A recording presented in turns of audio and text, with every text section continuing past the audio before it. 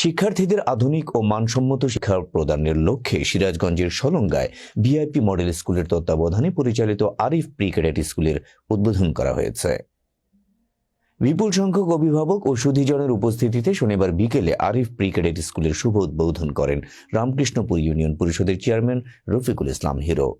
Arif pre cadet স্কুলের পরিচালক আরিফুল ইসলামের সভাপতিত্বে ও রামকৃষ্ণপুর ইউনিয়নের ১ নং ওয়ার্ড আওয়ামী লীগের সাধারণ সম্পাদক আলমগীর রেজার পরিচালনায় এতে প্রধান আলোচক হিসেবে উপস্থিত ছিলেন তাড়াশ মহিলা ডিগ্রি কলেজের প্রতিষ্ঠাতা জাফর ইকবাল।